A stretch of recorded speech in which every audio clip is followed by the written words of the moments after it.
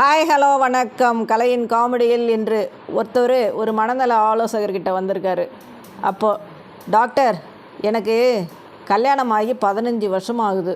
எனக்கும் என் ஒய்ஃபுக்கு எப்போ சண்டை வந்தாலும் உடனே என் பொண்டாட்டி பாம்பேலேருந்து அவங்க அண்ணனை வரவழைச்சிட்றா.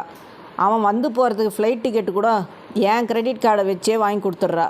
அவனும் வரான், என்னை 4 போட்டு திருப்பி ஃப்ளைட்டில் திரும்பி போயிடுறான். தயவு செஞ்சு இதிலேருந்து தப்பிக்கிறதுக்கு எனக்கு எதனா வழி சொல்லுங்கள் டாக்டர்.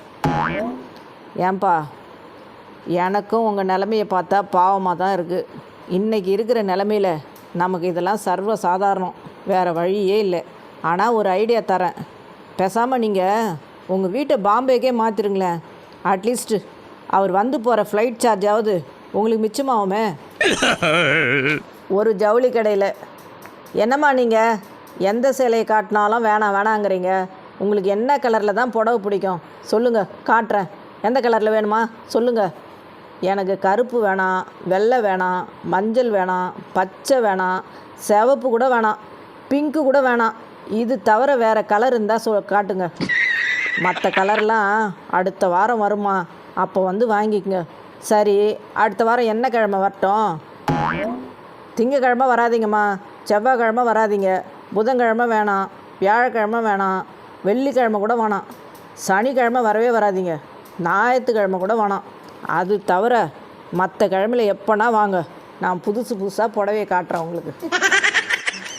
ஒரு ஹாஸ்பிட்டலில் ஒருத்தர், இந்த 1 மாதமாக இந்த ஹாஸ்பிட்டலில் இருந்ததில் நீங்கள் என் இதயத்தையே திருடிட்டீங்க. ஏன் சார் இப்படி அபாண்டமாக பழி போடுறீங்க? உங்கள் இதயத்தை நாங்கள் தொட கூட இல்லை. நாங்கள் திறன்னது உங்கள் கிட்னியை மட்டும்தான். ஒரு ஜோசியர், உங்கள் பொண்ணு ஜாதகப்படி 7வது வீட்டில் இருக்கிற ராகு பார்க்கறதுனால உங்கள் பொண்ணுக்கு கூடிய சீக்கிரமே கல்யாணம் நடந்துடும். நல்ல யோகம்.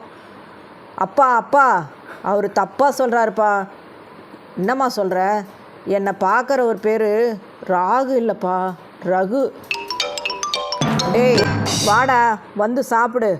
அம்மா கொஞ்சம் நேரம் கழித்து சாப்பிட்றம்மா. ஏண்டா, வயிற்றில் பசி இல்லையா? இல்லைம்மா, ஃபோனில் சார்ஜ் இல்லை. என்னது? இல்லைம்மா, மொபைலில் வீடியோ பார்த்ததாம்மா சாப்பிடவே தோணுது. முன்னையெல்லாம் பாத்ரூமுக்குள்ளே சோப்போடு போவாங்க, டவலோடு போவாங்க. ஆனால் இப்போலாம் செல்ஃபோனோடு போகிறாங்க. அட ஆமாம்ல. சிரிச்சிட்டே இருங்க, சந்தோஷமாக இருங்க. மீண்டும் நாளை சந்திப்போம். நன்றி, வணக்கம்.